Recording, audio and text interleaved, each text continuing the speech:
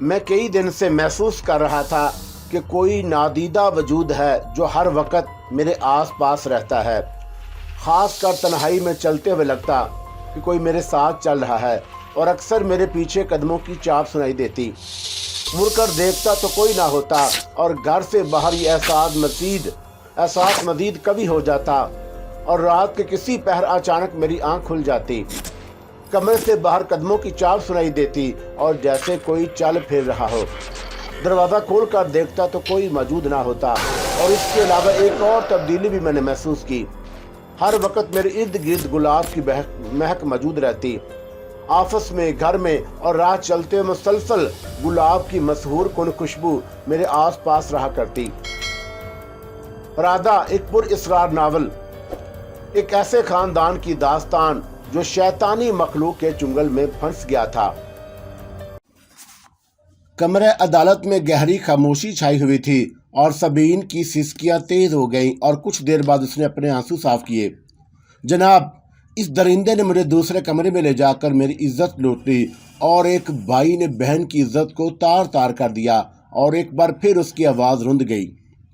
मैंने मिन्नतें की, वास्ते दिए, लेकिन यह जानवर बन चुका था और दोनों डीएसपी पेज के साथ साजिद भी हवास बागता नजर आ रहा था और इतना हैरान वो जिंदगी में कभी ना हुए होंगे जितना इस वक्त नजर आ रहे थे। सबीन, ये क्या कह रही हो तुम? और जमाल कुरैशी ने चीख उठा। जज, जो सबीन की बातों से आबदीदा नजर आ रहा था, उसने कहरबार नजरों से जमाल कुरैशी की तरफ देखा और इंस्पेक्टर आदिल को हुक्म दिया कि उसे गिरफ्तार कर ले और जमाल कुरैशी बुरी तरह बौखला गया। सर, योर ऑनर, और ये लड़की झूठ बोल रही है, वो गड़बड़ा कर चीखा। Shut up! और तुमने अपने मतलब के लिए एक शरीफ लड़की को इस्तेमाल करके मुआशरे के एक बाइज्जत फर्द पर घिनौना इल्ज़ाम लगाया और इसके घर में घुस कर उसे जूद कूब किया। और सबसे अहम बात यह कि तुमने एक शरीफ लड़की की इज्जत लूटी और इन इल्ज़ामात के तहत मैं तुम्हें गिरफ्तारी का हुक्म देता हूँ। और इंस्पेक्टर आदिल ने सिपाहियों को हुक्म दिया। उन्होंने जल्दी से आगे बढ़कर जमाल कुरैशी को गिरफ्तार कर लिया और उसका हशर देखते हुए उमर हयात और साजिद ने खिसकने की कोशिश की और जिस पर उन्हें भी गिरफ्तार कर लिया गया। और थोड़ी देर हंगामा रहा और फिर जज साहब के कहने पर लोग पुरसकून हो गए और दबी दबी सरगोशियां अब भी हो रही थीं। सबीन इत्मीनान से कटहरे में खड़ी हुई थी और उसके चेहरे पर सुकून था। और कालीदास वाकई जबरदस्त कुव्वतों का मालिक था। उसने सारा मामला ऐसे सुलझा दिया कि हैरत से मेरी अपनी अक्ल गुम थी और एक दो बार मेरे ज़मीर ने मुझे मलामत किया और मैंने बेगुनाह लोगों को फंसा दिया और खुद बरी जिम्मा हो गया। लेकिन ये मौका ज़मीर की आवाज़ पर कान धरने का ना था और मुझे बाइज्जत बरी कर दिया गया। कालीदास अपना काम करके गायब हो चुका था और जब मैं कमरे अदालत से बाहर आया तो सहाफ़ियों ने मुझे और सबीन को घेर लिया और जो मेरे साथ ही बाहर निकली थी। और जब लोगों को असल सूरत मालूम हुई तो वही लोग मेरे हक में नारे लगाने लगे और थोड़ी देर ही बाद में दोबारा मुआशरे का बाइज्जत फर्द बन चुका था। और जैसे ही सिपाहियों ने हमें सहाफ़ियों के नरगे से निकाला और इमरान मुझसे लिपट गया और फिर मेरे जख्मों से चूर जिस्म पर नजर पड़ते हुए अलग होकर बोला, चले खान भाई, घर चलें। और बद वक़्त मुझे लोगों के नरगे से निकालकर टैक्सी में बैठाने में कामयाब हुआ। जब हम घर पहुंचे तो नादश मुझे इस हालत में देखकर रोने लगी और इमरान ने जल्दी से डॉक्टर को फ़ोन किया और जिसने आकर मेरी मरहम पट्टी कर दी। और थोड़ी देर के बाद साइमा और भाई साहब पहुंच गए। इमरान कल ही उन्हें फ़ोन करके सारे हालात बता चुका था और घर आकर मैंने उसके कपड़े पहन लिए और सवाए सर की पट्टी के बाकी पट्टियां लिबास में छुप गई थीं। आँख की सूजन भी काफ़ी हद तक कम हो गई थी और उसके बावजूद सैमा का रो रो कर बुरा हाल था। और अगर वो मुझे कल देख लेती न तो ना जाने उसका क्या हाल होता। और भाई साहब मेरी हालत देखकर तैश में आ गए और उसी वक्त उन्होंने फ़ोन पर हकामे बाला से बात की। और मेरा ख्याल था कि डीएसपी जमाल कुरैशी, उमर हयात और साजिद तो लंबी मुद्दत के लिए गए थे और रात का खाना खाकर हम अपने घर आ गए। भाई साहब और बच्चों के सोने के बाद साइमा मेरे साथ लिपट गई। अगर मुझे मालूम होता कि मेरे जाने के बाद ये कुछ होना है तो मैं कहीं ना जाती। और वो बिलक पड़ी, अरे तुम तो बिल्कुल बच्चों जैसी बातें कर रही हो और जो मुसीबत आनी होती है वो आकर रहती है। और मैं तो खुश हूँ कि अगर तुम यहाँ होती तो रो रो कर न जाने क्या हाल कर लेती। मैंने हंसकर कहा और काफी देर रोने के बाद जब उसका जी कुछ हल्का हुआ तो कहने लगी, फारूक, और कहीं ये सब राधा की शरारत तो नहीं? उसने खदशा जाहिर किया। और ये ख्याल तुम्हें कैसे आया? और इस बात पर मैं चौंक गया। हो सकता है कि अपने मकरू अज़ाइम में नाकाम होकर वो ओछे हथकंडों पर उतर आई हो। क्या कहा जा सकता है? और मैंने मुबहम सा जवाब दिया। और ये भी हो सकता है कि सारी शरारत के पीछे खेडू चोहड़े का हाथ हो। उसने शर्मिंदगी से सर झुका लिया। और फारूक, हमारी वजह से आपको इस कदर तकलीफ सहना पड़ी, आप ठीक कहते हैं। और ये शरारत जरूर उस काले भज्जन की होगी। और कुछ देर और बातें करने के बाद वह सो गई। और जिस कदर जहनी और जिस्मानी अजियत का सामना मैंने पिछले 24 घंटों में किया था, मेरा दिल ही जानता था। इसके साथ ही मुझे कालिदास और बसंती का ख्याल आया और दोनों ने राधा की गैर मौजूदगी का फायदा उठाते हुए एक मकरू साजिश की और मुझे फंसा दिया। हाँ, इसमें कसूरवार मैं भी था और जो बसंती को हासिल करने की खातिर इंसानियत की सीता से नीचे गिर गया। कुछ भी हो, कालिदास ने बहरहाल मुझे इस मुश्किल सूरत से यूं निकाल दिया जैसे मक्खन में बाल। हर चंद के मुझे इस मुसीबत में फंसाने वाला भी वही था। लेकिन अगर वह मेरी मदद ना करता तो मैं उसका क्या बिगाड़ लेता। लेकिन राधा ने मेरे साथ अच्छा नहीं किया था और अचानक मुझे राधा की याद आई। और अगर मैंने किसी औरत से जिस्मानी मरासम इख्तियार किए तो मेरी मदद ना कर पाएगी। और मेरे दुश्मन ऐसे ही किसी मौके के इंतजार में हैं और उसने मुझे वक्त से पहले खबरदार कर दिया था। लेकिन मेरी हवस और सर्द आह मेरे सीने से खारिज हो गई और मैंने एक नज़र साइमा पर डाली और उसका मासूम चेहरा। दुनिया जहां की फिक्रों से आज़ाद था और कसूरवार कौन था? मैं खुद। और कालिदास और बसंती या फिर राधा? सोचने से मेरे सर में दर्द होने लगा और मैंने सर झटकर ख्यालात से छुटकारा हासिल किया और सोने की कोशिश करने लगा। मेहरबान नींद ने अपनी आगोश वाह कर दी और दूसरे दिन सारे स्टाफ सवाई सबीन के मेरे घर आया और मुझे बाइज्जत तौर पर बरी होने पर मुबारकबाद दी और इस मुसीबत पर अफसोस का इजहार किया और जो बिला वजह मुझे पेश आई थी, अब मैं क्या कहता। और भाई साहब 2 दिन रहकर वापस चले गए और जाते हुए उन्होंने एक बार फिर इसरार किया कि हम लोग उनके साथ वापस चले जाएं। लेकिन प्रोफेसर साहब, जिनके साथ भाई साहब की अच्छी खासी दोस्ती हो गई थी, उन्होंने समझाया कि इस तरह चले जाने पर वो शर्मिंदगी महसूस करेंगे और कि मेरे बंगले की वजह से ये सब कुछ हुआ। और बच्चों से कह दिया गया कि बाबा एक्सीडेंट की वजह से जख्मी हो गए हैं। और ये बात उन्हें साइमन ने खुद ही समझा दी। सबीन एक हफ्ते की छुट्टी पर थी और इसी दौरान ही उसने अपनी ट्रांसफर किसी और शहर करा ली और उसमें भी यकीनन कालिदास की पुरअसरार कुव्वतों को दखल था। दिन एक बार फिर पुरसकून अंदाज से गुजरने लगे और मैंने बैंक जाना शुरू कर दिया। और इस वाक़े को तकरीबन 15 दिन गुजर गए। एक दिन मैं जब बैंक से वापस आ रहा था तो मुझे रास्ते में कालिदास नजर आया और वह सड़क के किनारे खड़ा था। मेरी गाड़ी देखकर उसने रुकने का इशारा किया और मैं खुद भी रुकने का इरादा कर चुका था। और जो कुछ भी हो वो मेरा मौसम था। तुम तो अपने मित्र को भूल ही गए। और उसने साथ वाली सीट पर बैठते हुए शिकवा किया, कालिदास, ऐसी बात नहीं और मुझे तुम्हारे किसी ठिकाने का इल्म ही नहीं। और फिर मैं तुमसे कैसे मिलता? अब हम मित्र बन चुके हैं और मेरे सारे स्थान अब तुम्हारे हैं और मैं कुछ समय बाद तुम्हें खुद ही अपने संग ले जाकर दिखा दूंगा। और इस समय तो मैं तुम्हें तुम्हारा वचन याद दिलाने आया हूं। और उसने बेपरवाही से कहा, कालिदास, जब मैं किसी से वादा कर लूं तो उसे भूलता नहीं और वचन देकर फिरना भले मानसों का काम नहीं। और राधा का जाप खत्म होने में थोड़ा समय रह गया है और वो आते ही तुमसे जरूर मिलेगी। तुम केवल इतना करना कि मुझे खबर कर देना। और वो मुझे बड़ी गहरी नजरों से देख रहा था और शायद उसे भी यकीन ना था कि मैं अपना वादा पूरा करूंगा।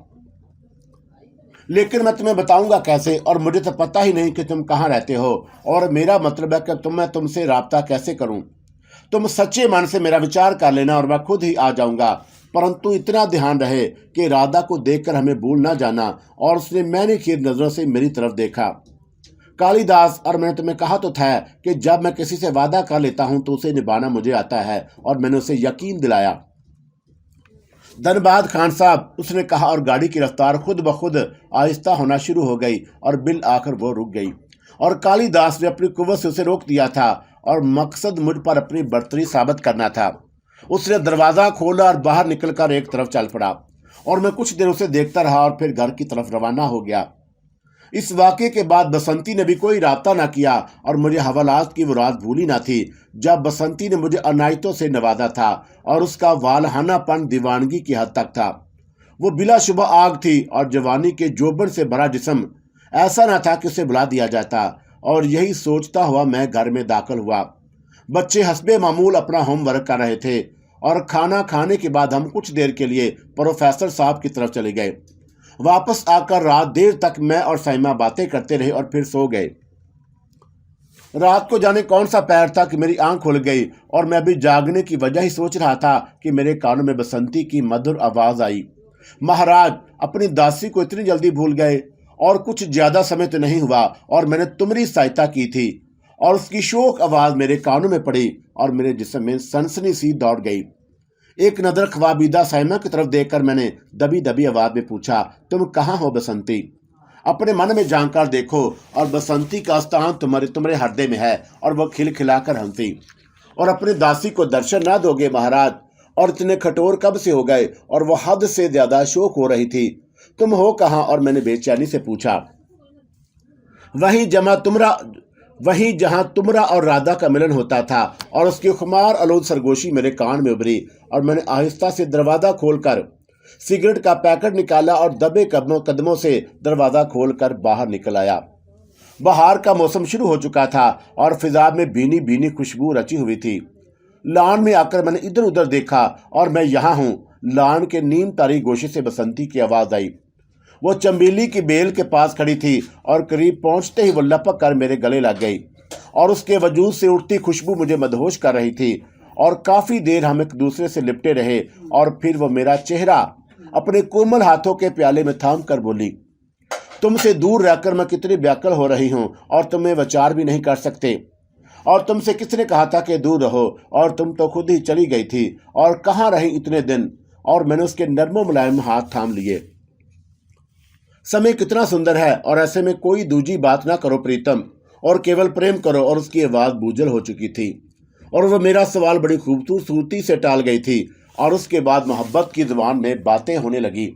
और सुबह दम जब वो वापस जाने लगी तो मेरा हाथ थाम कर बोली, और राधा के आने में थोड़ा समय रह गया है और यदि तुमने महाराज कालिदास की आज्ञा का पालन ना किया तो बड़ी कठिन घड़ी आ पड़ेगी। और मुझे लगा कि वो अंदर से खौफजदा है। राधा कब आएगी? और मेरा दिल धड़क उठा। केवल 8 दिन रह गए हैं और उसका जा पूरे होने में, और मुझे विश्वास है कि वो सबसे पहले तुम्हारे दर्शन करने आएगी।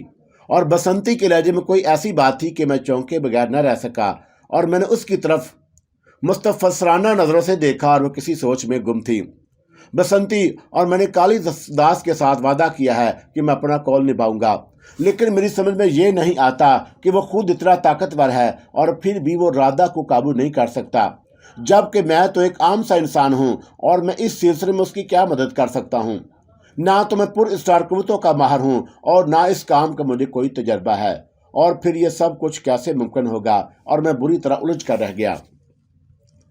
यदि तुम इस काम को करने में सफल ना हुए तो? और उसके हसीन चेहरे पर तफक्कुरात की परछाइयां रक्स कर रही थीं।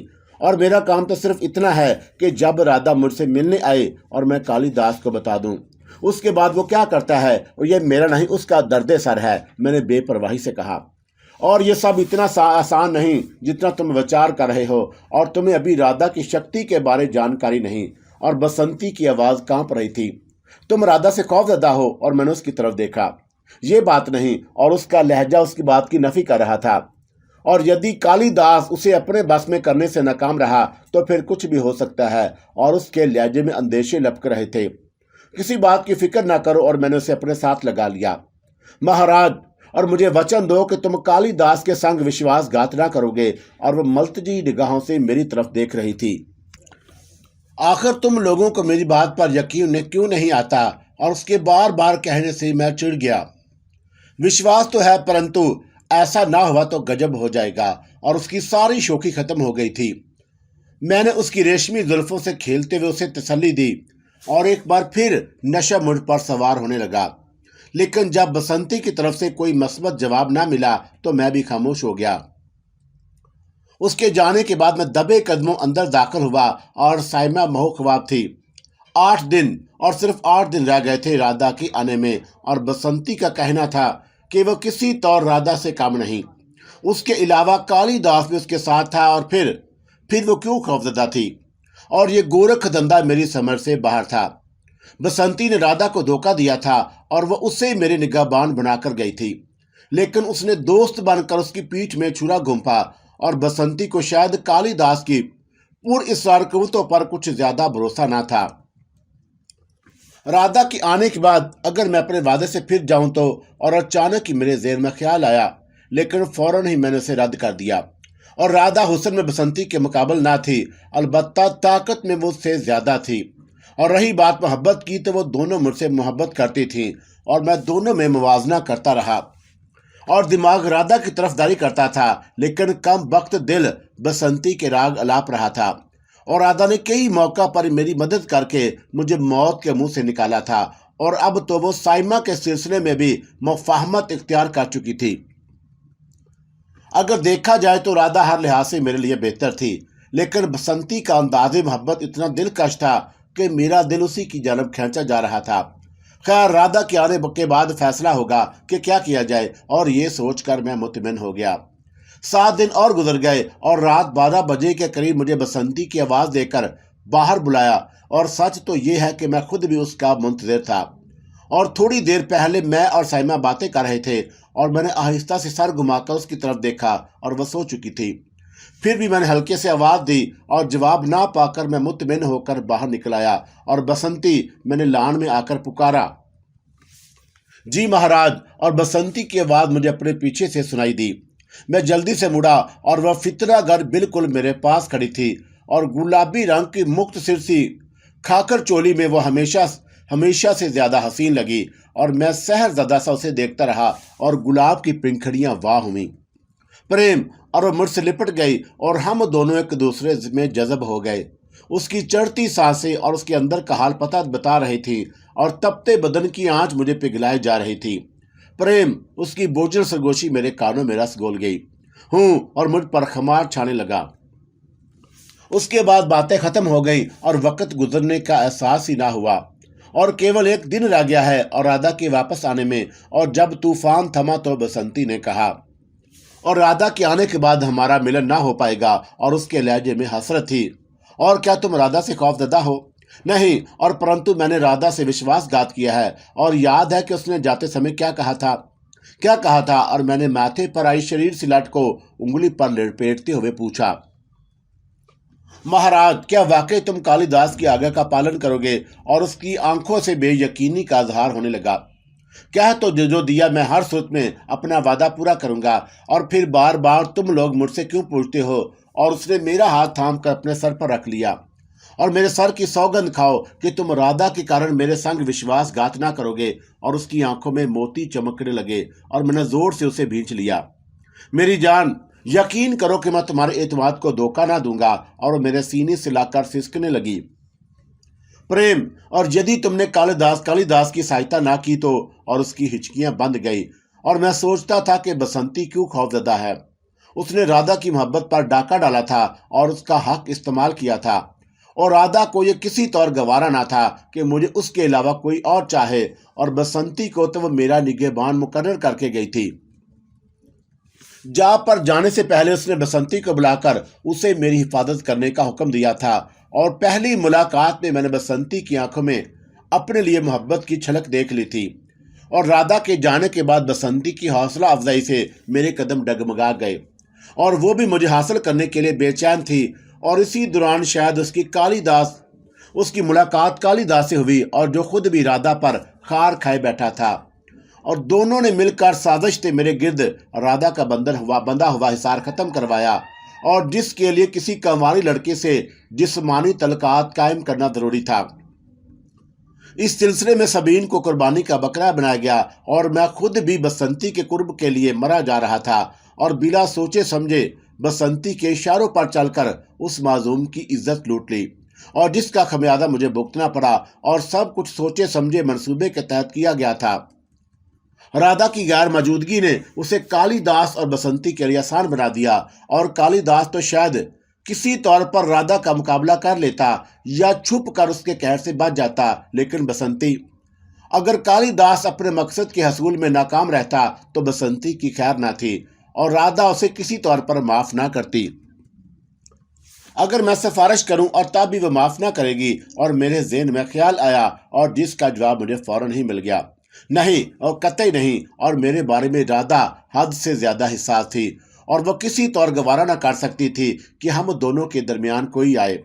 और साइमा उसकी मजबूरी थी और मैंने वाज़ा में कह दिया था कि अगर साइमा को कुछ हुआ तो मैं खुदकुशी कर लूंगा, और इसीलिए वो साइमा के मामले में मजबूर थी। लेकिन बसंती को वो कभी ना छोड़ती और खुद मेरे ज़मीर की खलश मुझे कभी कभी इस बात पर बेचैन कर देती कि मेरी वजह से बेगुनाह लोगों को सजा मिली। किस विचार में गुम हो महाराज, और सोचों की भंवर में फंस कर मैं बसंती की मौजूदगी को फरामोश कर बैठा था, जो मेरी गोद में सर रखे उदास लेटी थी। बसंती, कालिदास और तुमने जिस तरह मेरी मदद की है, और मैं ये एहसान सारी जिंदगी नहीं भूल सकता, लेकिन इस बात का मुझे दुख है कि मेरी वजह से बेगुनाह लोग फंस गए, और मेरा मतलब उमर हयात, साजिद और जमाल कुरैशी से है। और इस समय उनका ध्यान तुम्हारे मन में कैसे आ गया? और उसने हैरत से पूछा। अक्सर यह ख्याल मेरे दिल में आ जाता है, और मैंने आहिस्ता से कहा, और यदि तुम उनके कर्मों की कथा, कारनामों की कहानी सुन लो तो फिर कभी ऐसी बात ना कहो। और वो मुंह बनाकर बोली, क्या मतलब? और मैं हैरान रह गया। वो तीनों मिनट शिरावन से भी बुरे हैं, और न जाने कितने ही नारियों के संग बलात्कार किया है उन लोगों ने। और उस पापी उमर हयात की बैठक में हर रात ये तीनों इकट्ठे होकर मद पीते और मजबूर नारियों की इज्जत संग खिलवाड़ करते। और बसंती की बात सुनकर मैं शशदर रह गया। और वो पापी साजिद, उसने तो एक हत्या भी कर रखी है, और एक कन्या उसके पास आई और जिसका बापू कैदी था, और ये निर्दयी उसकी सहायता करने के बहाने उसे उमर हयात के पास ले आया। और जब वो आ गई तो उन दोनों ने उनका बलात्कार किया और उसकी हत्या कर दी। उन्हें इस बात की चिंता थी कि ये किसी से कह ना दे, और बसंती ने अपनी बात जारी रखी और मेरे जमीन पर से बोझ हट गया। अगर ये बात है तो फिर उनके साथ ठीक हुआ, और इत्मीनान भरी सांस मेरे सीने से खारिज हो गई।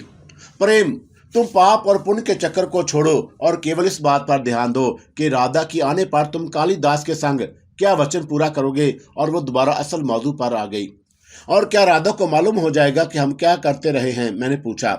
तुरंत उसने जवाब दिया, यही चिंता तो मुझे व्याकुल कर रही है, और जैसे वो मंदिर से बाहर आएगी सबसे पहले तुम्हारे कारण व्याकुल होगी, और जब उसे मेरे बारे में जानकारी होगी तो वो तुरंत उसका प्रबंध कर लेगी कि कालिदास सफल ना हो पाए। उसकी परेशानी बिजा थी और राधा की कुव्वतों का मुझे अंदाजा था, और कहीं राधा मुझसे भी नाराज ना हो जाए। और मेरे ज़हन में ख्याल आया, अगर ऐसा हुआ तो मेरे लिए मुश्किलात बढ़ सकती थी, और परेशानी ने मुझे भी आ घेरा। प्रेम, इस बात का अवश्य ध्यान रखना कि कालिदास के सफल होने में हम सब का भला है। और बसंती मेरे दिल की बात जान गई थी। अच्छा प्रीतम, चलती हूँ, और कल राधा आ जाए तो उसके आने से पहले कालिदास तुम्हें बताएगा कि क्या करना है, उसने कहा, और हसरत भरी नजरों से मेरी तरफ देखते हुए गायब हो गई। मैं अंदर आ गया और साइमा महू ख्वाब थी। बसंती की बातों से मैं भी परेशान हो गया था, और दूसरी सुबह जब मैं जागा तो साइमा नाश्ता तैयार कर चुकी थी। उसके चेहरे से खफगी जाहिर हो रही थी, और मैंने हैरत से देखा, और रात को तो उसका मूड बिल्कुल ठीक था। और कहीं मेरे बाहर जाने के बाद साइमा जाग तो नहीं गई थी, और ये ख्याल ही मेरे लिए सुहाने रूह था। मेरे दिल में चोट था, और इसलिए मैं खामोशी से नाश्ता करता रहा। मैं जानता था कि अगर कोई बात होगी तो साइमा जरूर करेगी, और वह दिल में बात रखने की कायल ना थी, और हुआ भी यही। फारूक, आपसे मुझे ये उम्मीद ना थी, और मेरा दिल यक बारगी जोर से धड़का, और मैंने सवालिया नजरों से उसकी तरफ देखा, और बच्चे नाश्ता करके स्कूल जाने की तैयारी कर रहे थे। आप तो नमाज पढ़ना यूं भूल गए हैं जैसे मुसलमान ही ना हो। और इत्मीनान भरी एक सांस मेरे सीने से खारिज हो गई। जो कुछ मैं समझ रहा था बात वो ना थी, और उसे मैं क्या बताता कि मैं किन राहों पर चल पड़ा हूं। और अगर उसे मेरी हरकतों का पता चल जाता तो जिंदा दरगोर हो जाती। और मैंने शर्मिंदगी से सर झुका लिया। मुझे हैरत होती है कि आप तो इस्लामी तालीमात पर सख्ती से अमल करने वाले थे, लेकिन और जब से हम यहाँ आए हैं और मैं आपके अंदर खासी तब्दीली देख रही हूँ, खासकर जब से उस मनहूस जिनजादी वाला मामला शुरू हुआ, और आप काफ़ी बदल गए। और कई दिन से आपने एक नमाज भी नहीं पढ़ी, और उसकी आवाज़ दुख से भर्रा गई, और खिफत से मेरा सर झुक गया। क्या मैं यकीन रखूं कि आप दोबारा नमाज शुरू कर देंगे? और वह मेरा हाथ थामे प्यार से पूछ रही थी। इंशाअल्लाह, और मैंने मजबूत लहजे में कहा और प्यार से मेरा हाथ थपथपा कर वो बच्चों के पास चली गई। उसके जाने के बाद मैं बैठा यही सोचता रहा कि मुझे क्या हो गया है, और साइमा ठीक कह रही थी।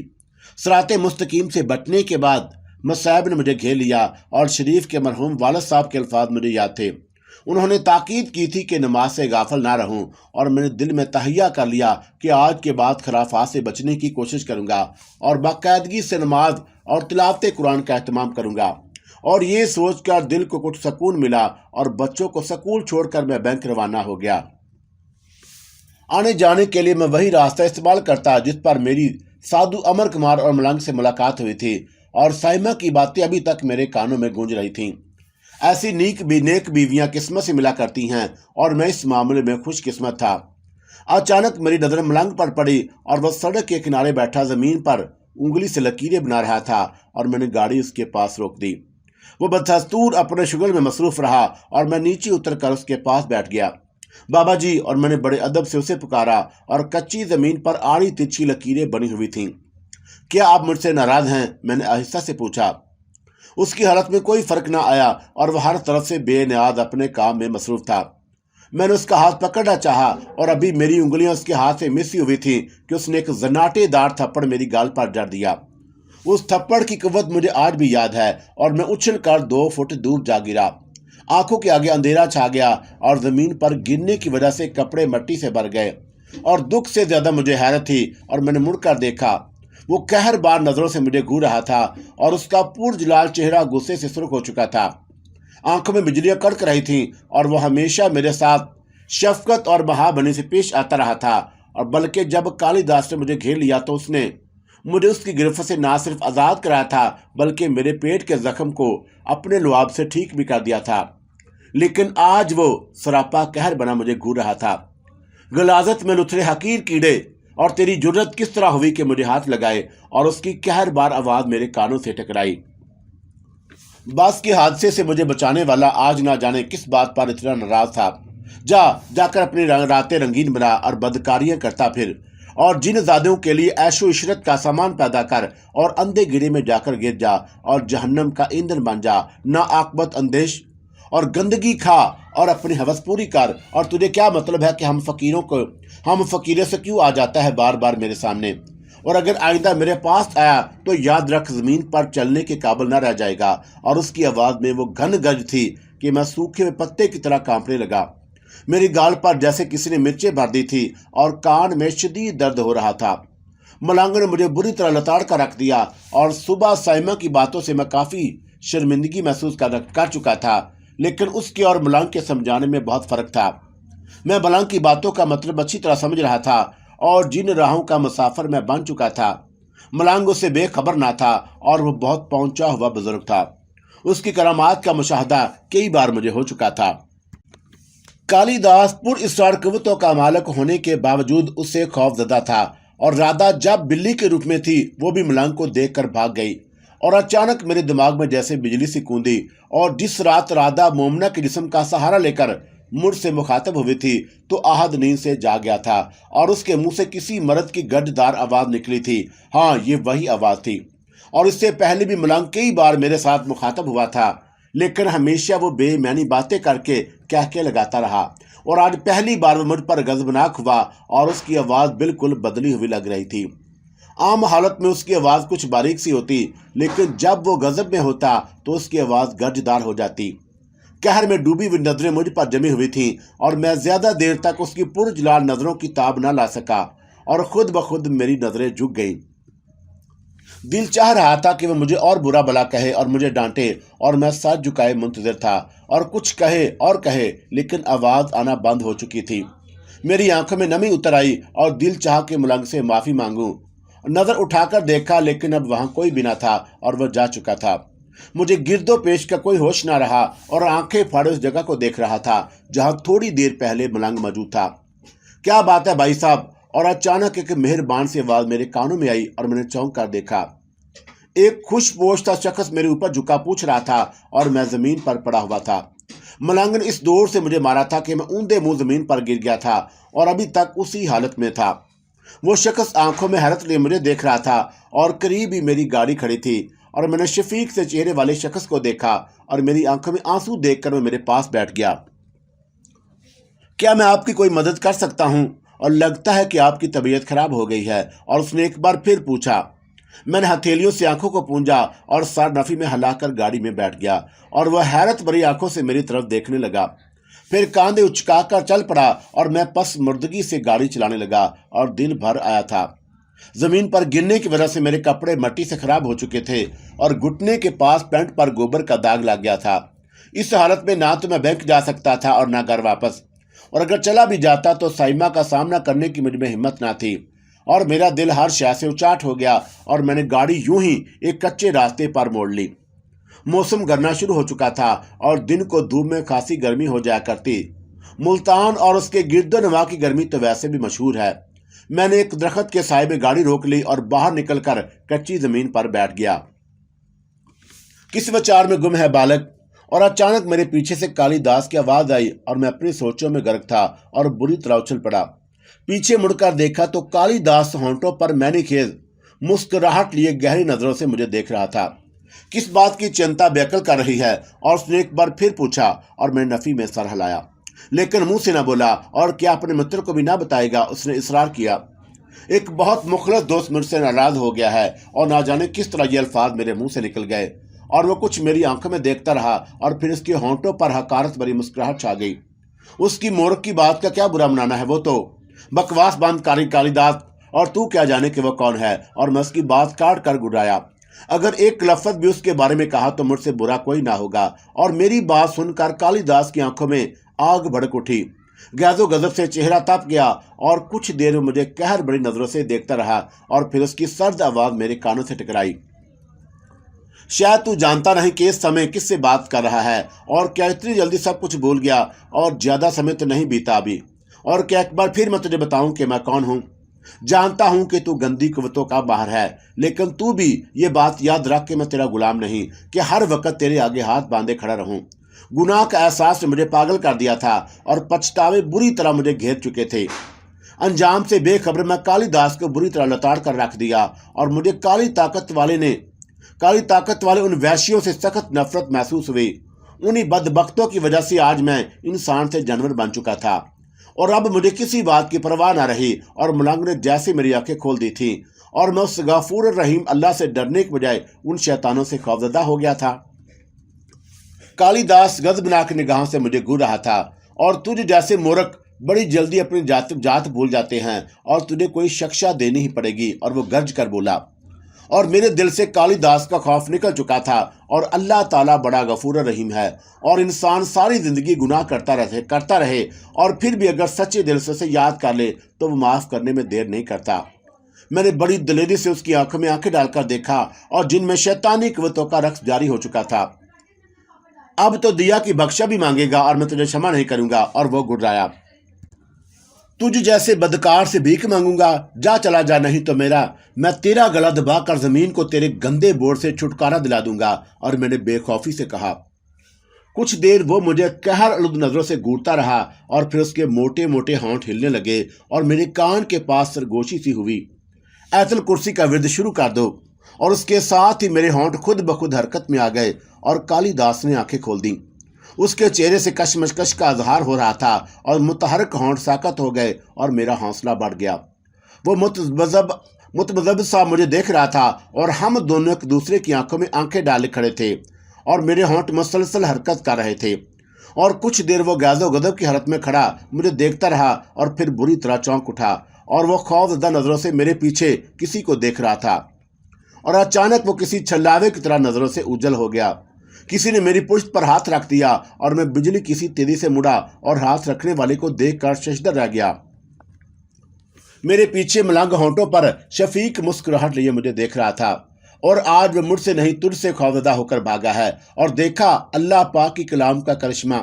और ये कहकर उसने अपनी बाहें वहां कर दी और मैं बेख्तियार उसके मेहरबान सीने से लग गया और मेरे जबत का बंधन टूट गया और मैं बच्चों की तरह बिलक बिलक कर रोने लगा। हचकियां बंद गईं और मलंग मेरी पुश्त पर हाथ फेरता रहा और मैं उसके शाने पर सर रखकर रोता रहा और मलंग का कांधा मेरे आंसुओं से तर हो गया। बस कर मेरे बच्चे। और जब इंसान सच्चे दिल से उस गफूर रहीम से माफ़ी मांगे तो मुआफ़ करने में वह ज़रा भी देर नहीं करता। उसने नरम लहजे में मुझे समझाया और थोड़ी देर पहले वह मुजस्समे कहर, लेकिन अब उसकी आंखों में शफकत का दरिया मुर्जन था। शैतान इंसान का खुला दुश्मन है और उसने माल के कायनात से वादा किया है कि वो कब्र तक इंसान का पीछा करेगा और उसे हर सूरत बहकाएगा और वह अपने काम में मगन है। अफसोस तो यह है कि हम अपना फर्ज भूल चुके हैं। अल्लाह ताला ने हमें किस मकसद के लिए ज़मीन पर अपना नायब मुकर्रर किया है और जो इस बात को समझ लेता है वही कामयाब इंसान है, और यहाँ भी और अगले जहान में भी। और जो अल्लाह से डरता है और उसे किसी से डरने की ज़रूरत नहीं होती। एक और बात याद रखना कि जब इंसान राह रास्ते भटक जाता है तो वह रहमत खुदाबंदी से मायूस हो जाता है, महरूम नहीं। इस गफूर रहीम का दर तो हर वक्त खुला रहता है और वह पुकारता है कोई जो मुझसे रहमत और मगफरत तलब करे। लेकिन मेरे बच्चे, और सीधे रास्ते पर चलने वालों को कुछ आजमाइशों से भी गुजरना पड़ता है और जिससे उनके गुनाह माफ हो जाते हैं और दर्जात में बुलंदी अता होती है। हो सकता है कि तुम्हारे साथ भी ऐसा हो, लेकिन इस बार तुम साबित कदम रहना। और उसकी आवाज़ नरम और शफीक थी। हमेशा कह के लगाने वाला आज संजीदगी से मुझे ईमान की बातें समझा रहा था और दीवाना आज फराजानो जैसी बातें कर रहा था। और मैं हैरत से उसे देख रहा था और काफ़ी देर तक मुझे समझाता रहा और फिर नमाज की पाबंदी और जिक्र इलाही की ताकीद की और मैं खामोशी से सर झुकाए उस दाना की बातें सुनता रहा। सराते मुस्तकीम पर चलना सीख। और बाबा जी, आप तो मुझे वही वक्त ही नहीं देते। मैं चाहता हूं कि आप मेरी उंगली पकड़कर मुझे सीधे रास्ते पर चलना सिखा दें। और मैंने दिक्कत अमीज लहजे में कहा, कुरान पढ़ो और उस पर अमल करो, खुद ब खुद सीधे रास्ते की निशानदाही हो जाएगी। और इतना कहकर वो चल पड़ा। और मैं उससे बहुत कुछ पूछना चाहता था, लेकिन मेरी हिम्मत ना पड़ी कि उसे आवाज़ दूं। और उसके जाने के बाद मैं गाड़ी में बैठकर वापस रवाना हो गया। एक जगह रुककर मैंने कपड़े टिश्यू पेपर से अच्छी तरह साफ किए और घुटने के करीब लगा गोबर दाग पानी से धोया और बैंक रवाना हो गया। कैबिन में बैठकर मैंने सबसे पहले मोहम्मद शरीफ को बुलवाया और वो मुस्कुराता हुआ इजाज़त लेकर अंदर दाखिल हुआ, सलाम करके कुर्सी पर बैठ गया। मोहम्मद शरीफ, मैं जानता हूं जनाब कि आप क्या कहना चाहते हैं, और शुक्र है कि अल्लाह तबारक व तआला ने आपको अपनी रहमत से नवाज दिया। और मेरी बात काट कर बोला, मोहम्मद शरीफ, मैं चाहता हूं कि तुम दोबारा मेरे घर और दफ्तर का हिसार कर दो। और मैंने झिझकते हुए कहा। उसके चेहरे पर अफसरदगी फैल गई और वह सर झुकाए खामोशी से बैठा रहा। मोहम्मद शरीफ, तुमने मेरी बात का जवाब नहीं दिया। और मैंने उसे चुप देखकर सवाल किया, जनाब अली, माजरत चाहता हूं कि अब यह मुमकिन नहीं, उसने आहिस्ता से कहा, और तुम शायद मेरे रवैये से नाराज हो। ऐसी बात नहीं जनाब, मैं तो आपसे खफा होने का तसव्वुर भी नहीं कर सकता। दरअसल अमलियात में कुछ असूल होते हैं और अगर उन्हें तोड़ दिया जाए तो बहुत मुश्किल पेश आती है। जब आपने हिसार ख़त्म करने के लिए कहा था तो मैंने उन्हीं बुजुर्ग शख्सियत से गुजारिश की थी और वो बहुत बरहम हुए थे, लेकिन मेरी दरख्वास्त उन्होंने रद्द नहीं की और दोबारा मैं उनसे इस मामले में कुछ नहीं कह सकता। आप मेरी मजबूरी को समझने की कोशिश कीजिए जनाब। मोहम्मद शरीफ के चेहरे से उसकी सच्चाई का अंदाज़ा हो रहा था और मेरा साथ झुक गया। अपनी नादानी से मैंने सब कुछ गंवा दिया और अब खुद ही कुछ करना था। और मैंने दिल में तहैया कर लिया और मजीद उन पुरअसरार कुव्वत रखने वालों के हुक्म के आगे सर नहीं झुकाऊंगा। और मैं खुद को बदला हुआ शख्स पा रहा था। शरीफ के जाने के बाद काफ़ी देर उसी मामले पर सोचता रहा, लेकिन मेरी समझ में कुछ नहीं आया।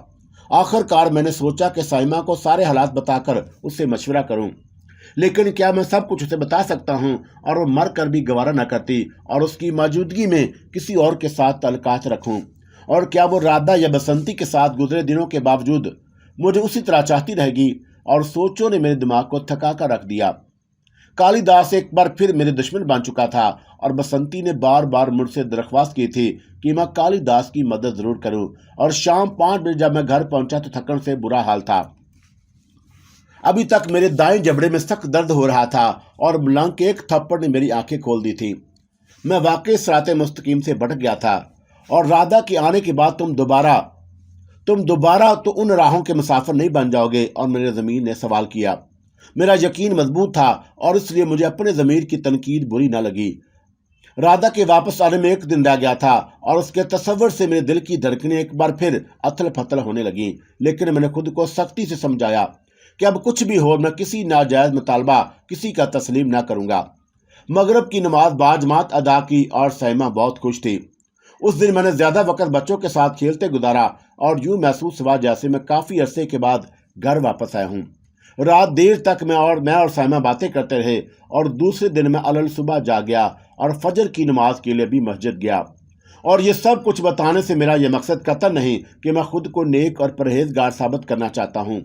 मेरी मुराद फ़कत यह है कि मेरी दास्तान पढ़ने वालों को असल हक़ाइक़ का इल्म हो सके कि जब हम सीधे रास्ते पर चलना शुरू करते हैं तो कोई भी शैतानी क़ुव्वत हमारा कुछ नहीं बिगाड़ सकती। इन खराफात की वजह से काम पर भी कोई खास तवज्जो न रही थी और मैं फाइल्स के ढेर सामने रखे अपने काम में मसरूफ था। चाहता था कि काफ़ी सारा काम निपटा लूँ। कैसे हो प्रीतम? और राधा की आवाज़ सुनकर मैं उछल पड़ा और देखा तो वो कताला आलम मेरे सामने वाली कुर्सी पर विराजमान थी। मैं यकटिक उसे देखता रहा और उसका हुस्न मजीद निखर आया था और उसे देखकर गुलाब की नौशगुफ्ता कली का एहसास जाग पड़ता था। किन विचारों में गुम हो प्रेम? और उसकी मधुर आवाज़ आई। कुछ बदले बदले से जान पड़ते हो? और उसकी खोजती नजरें मेरे चेहरे पर मरकूज थीं। और क्या इतनी जल्दी अपनी दासी को भूल गए? और मैं कोई और नहीं, वही राधा हूँ। और उसके नरमो नाजुक लबों पर बड़ी दिल आवेज मुस्कुराहट रक्सा थी और मैंने सर झटक कर सिफली जज्बात से पीछा छुड़ाया। जानता हूं कि तुम वही राधा हो, लेकिन मैं अब वो फारूक नहीं रहा। और मेरा लहजा मजबूत था। हाँ, मैं देख रही हूं कि कुछ शक्तियां तुम्हारे संग हैं, और परंतु पराई शक्ति पर क्या मान करना। और हम कौन से बैरी हैं? हम तो एक दूजे के सज्जन हैं।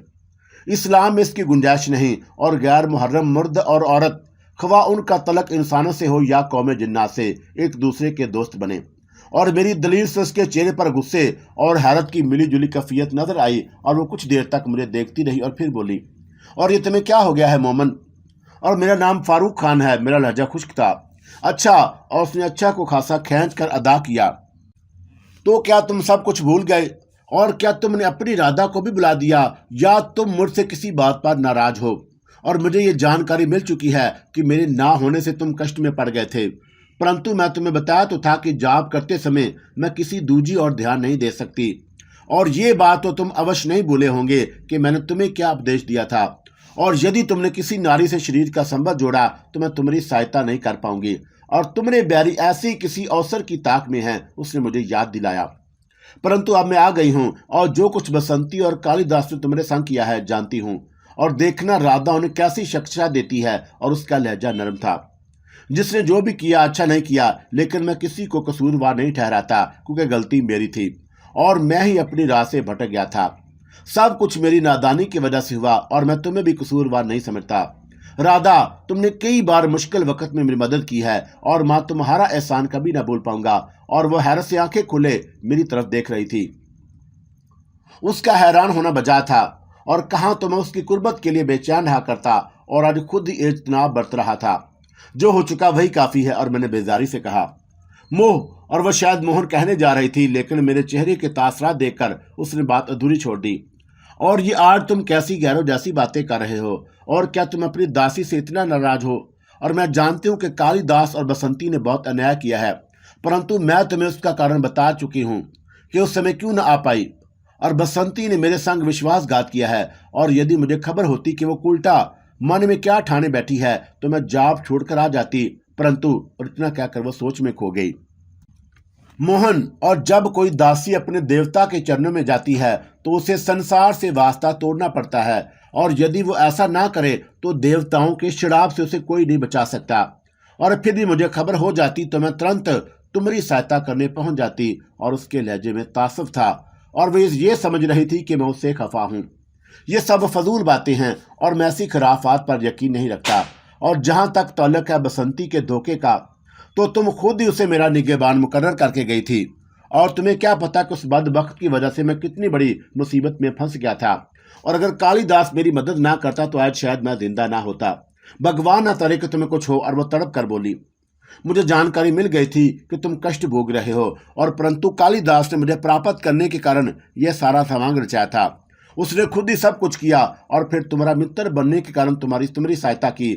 और मैं सब जानती हूँ, परंतु इस समय मैं जाप छोड़कर आती तो देवता मेरी शक्ति छीन लेते। और वो दुष्ट कालिदास ऐसे ही किसी अवसर की ताक में था और इसी कारण मैंने जाप ना छोड़ा। और मेरे चेहरे पर बेजारी की कैफियत देखकर वो बोली, यदि तुम्हें विश्वास नहीं तो ये बताओ कि जो मिनश तुम्हें तुम्हारी फोटो बनाने आया था वो ऐसा किए बिना क्यों चला गया?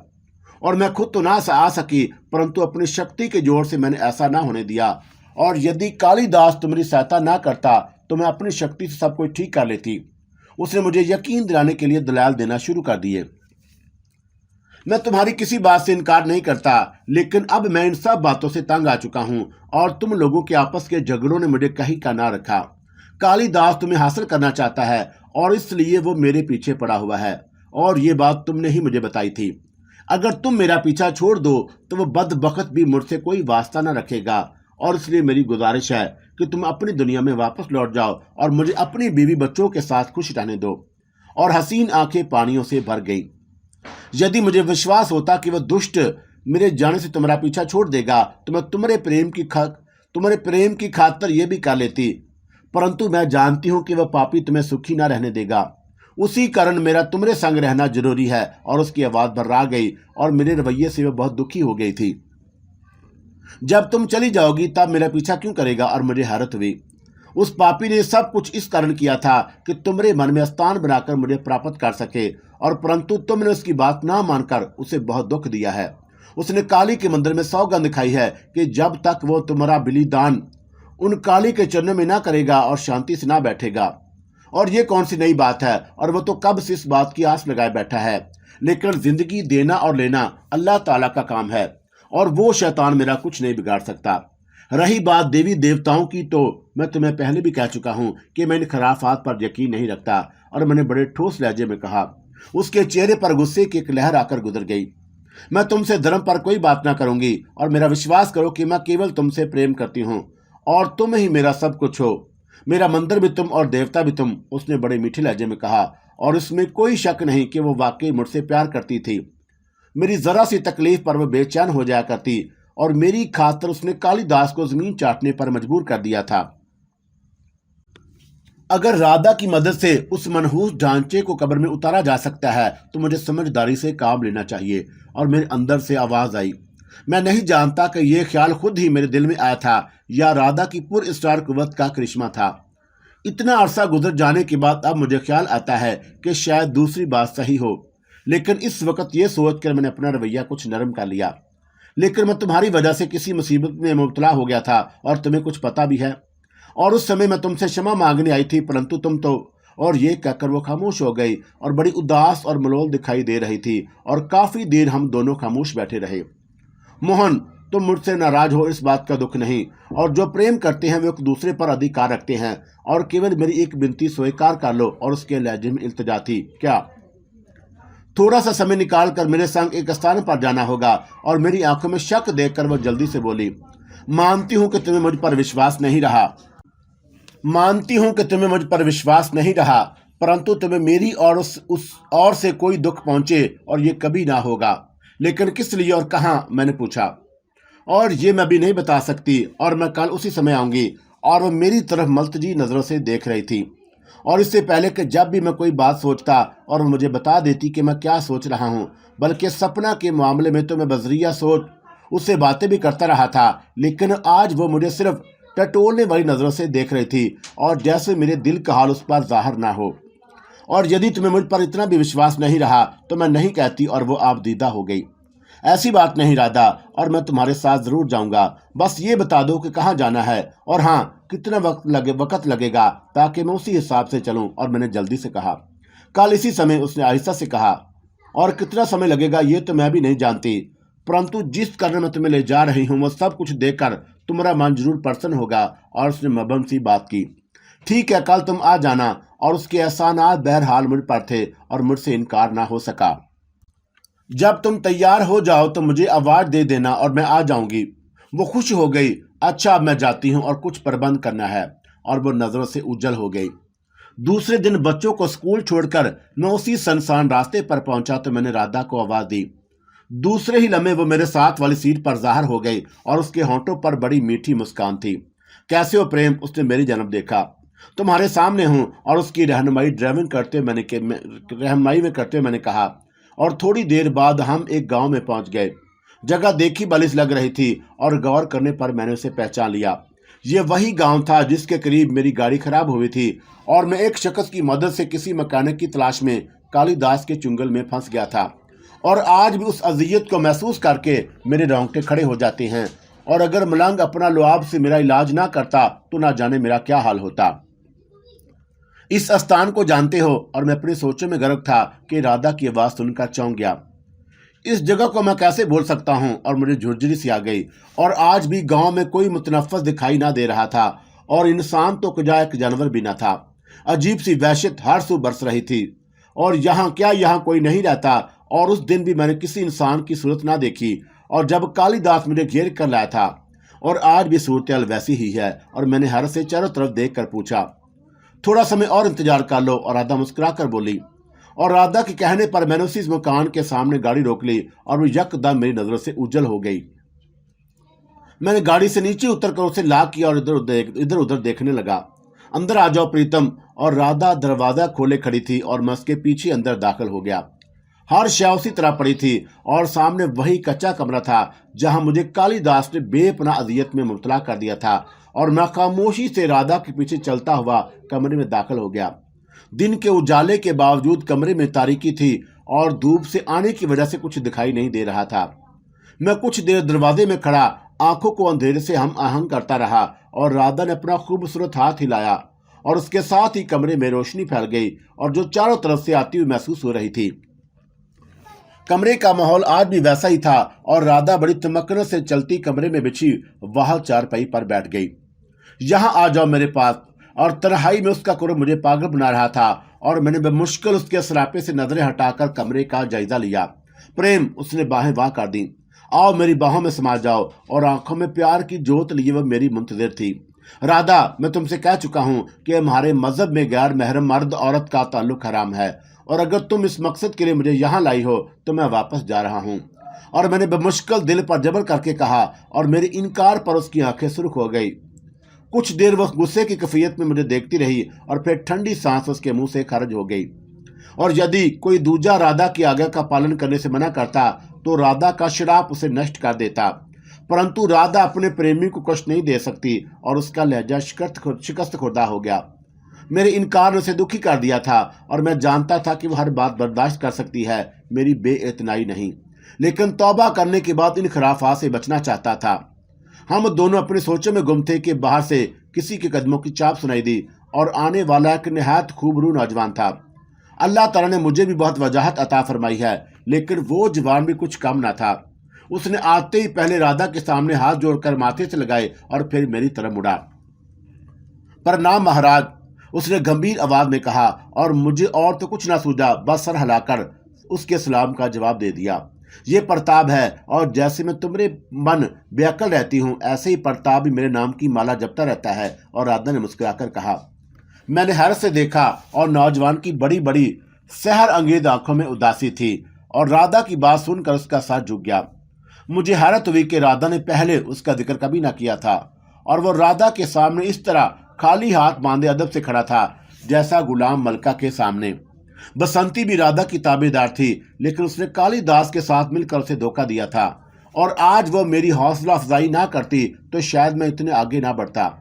हर चंद के कसूरवार मैं भी था, लेकिन बसंती की नीयत में शुरू दिन से फतूर था और बकौल उसके वो मुझे देखते ही बेख्तियार हो गई थी और राधा गौर से मेरी जन्म देख रही थी।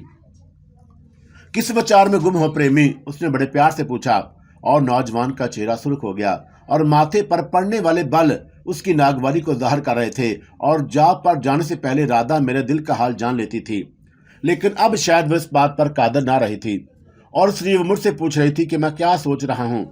और उस बात को जांचने के लिए मैंने यूं ही कहा, मैं कालिदास के बारे में सोच रहा था। उस दुष्ट के नष्ट होने में थोड़ा समय बाकी रह गया है और जिस युद्ध की शुरुआत उसने पापी ने की थी मैं उसका अंत कर दूंगी। और उसका हसीन चेहरा यक भी कहरनाक हो गया। आंख में आग के अलाव रोशन हो गए और उसने जवान की तरफ देखा। प्रताप, जानता है मैंने इस समय तुझे किस कारण बुलाया है? नहीं देवी जी, परंतु तुम जो आज्ञा भी होगी प्रताप अपना जीवन दान करके भी उसका पालन करेगा। और उसके लहजे में राधा के लिए प्यार का समंदर मौजूद था। मैं उसी पल बसंती को यहाँ देखना चाहती हूँ। और उसने हुक्म के मुंतजर पर प्रताप से कहा, जो आज्ञा देवी जी। उसने सर झुकाया और गायब हो गया। और ये सब लोग तुम्हें देवी क्यों कहते हैं? मैंने राधा की तरफ देखा। मैं उनकी देवी जो हूँ। और उसने सादा से लहजे में कहा, और मेरे कहने का मतलब है कि क्या वो तुम्हारे गुलाम हैं? संसार के सारे मनुष्य राधा के दास हैं और राधा तुम्हारी दासी। और एक बार फिर उसकी आंखों में नशा छा गया। खुद मेरे दिल की हालत भी अजीब हो रही थी और साथ बीते लम्हात के तस्वर ने खून की गर्दिश बढ़ा दी। उसकी सहरकार आंखों से बेमुश्किल अपना ध्यान हटाकर मैंने दूसरी तरफ देखा और राधा की होंठों पर मुस्कुराहट गहरी हो गई। ऐसे क्या देख रही हो? मैंने पूछा। मैं तो तुम्हें ऐसे ही देखा करती हूँ और कोई नई बात है। और उसके साथ ही वो उठकर मेरे करीब आ गई और दिल की धड़कन उसी का नाम जपने लगी। ईमान डालू डोल होने लगा और बेख्तियार मेरा दिल चाहा कि उसे अपनी बाहों में समेट लूं।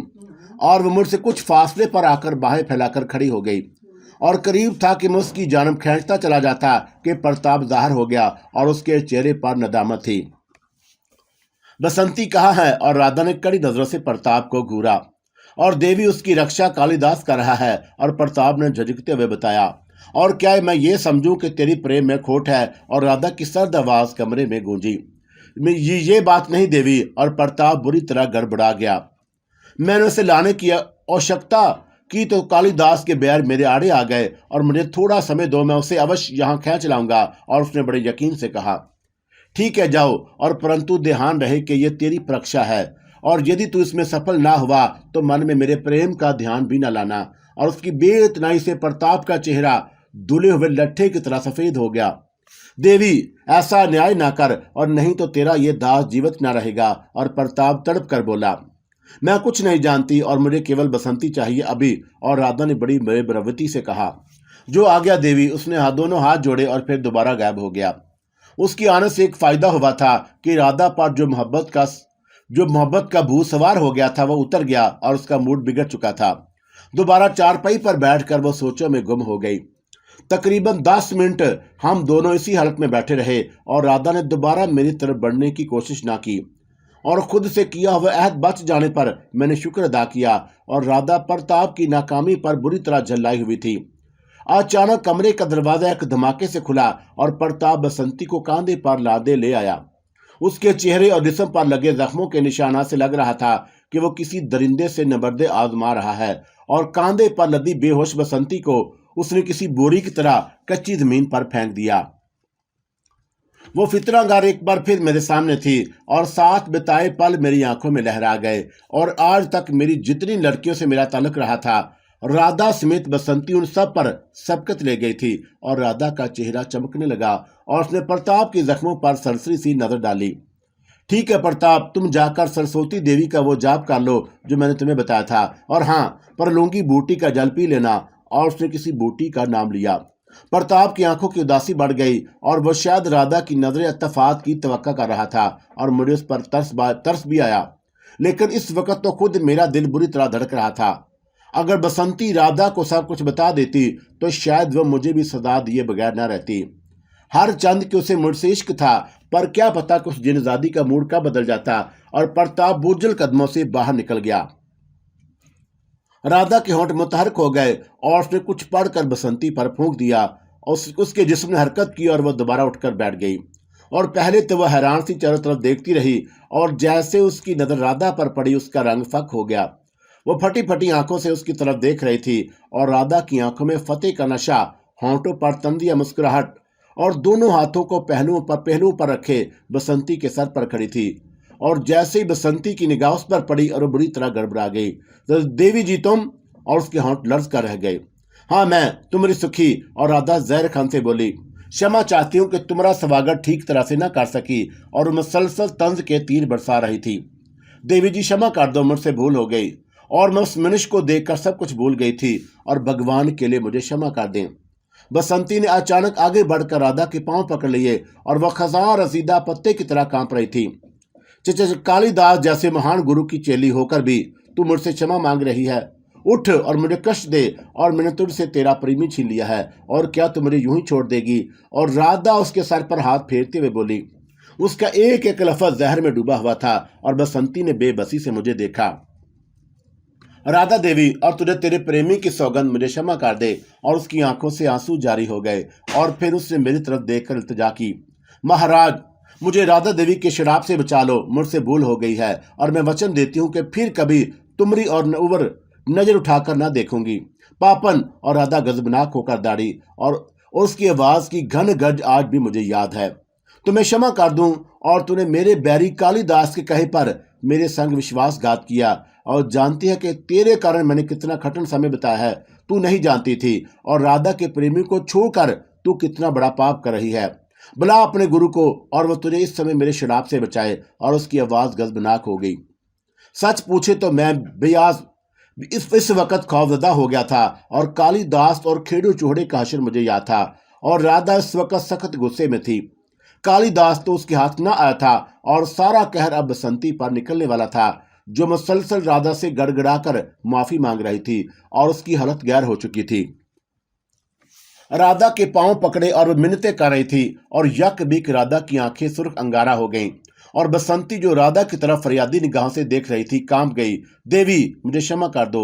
देवी तुझे भगवान की सौगंध अपनी दासी को क्षमा कर दे और मुझ अभागन पर दिया करो देवी, और मैं तुझसे जीवन की भक्षा मांगती हूँ और तेरा ये आपकार मैं जीवन भर न बुला पाऊंगी और सदा तेरी आज्ञा का पालन करूंगी। और रोते हुए वो फरियाद कर रही थी और गैजो गजब में भरी राधा पर उसका कोई असर ना हुआ। उसने छत की तरफ देखा और अचानक छत से गाढ़ा गाढ़ा बदबूदार मादा निकलकर बसंती पर गिरा और उसकी कर्बनाक चीख फिजा को मर्तश कर गई।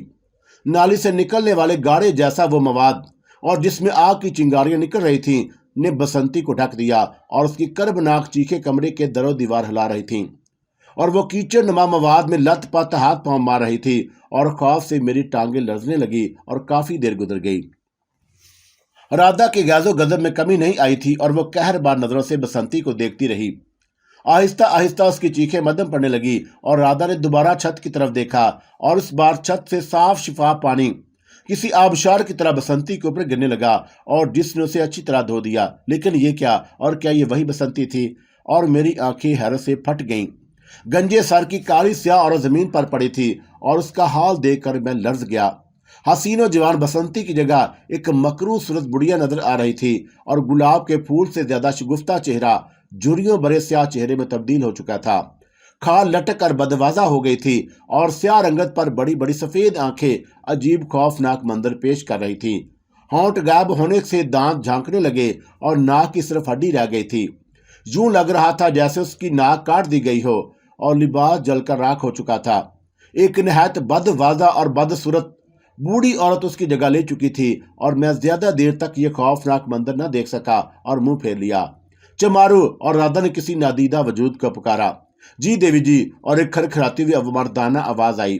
बसंती को उसी शरीर में रहना है और ध्यान रहे कि ये उल्टा इस शरीर को छोड़ न पाए। और राधा ने नफरत भरी नजरों से बसंती पर डालकर किसी नादीदा वजूद को हुक्म दिया,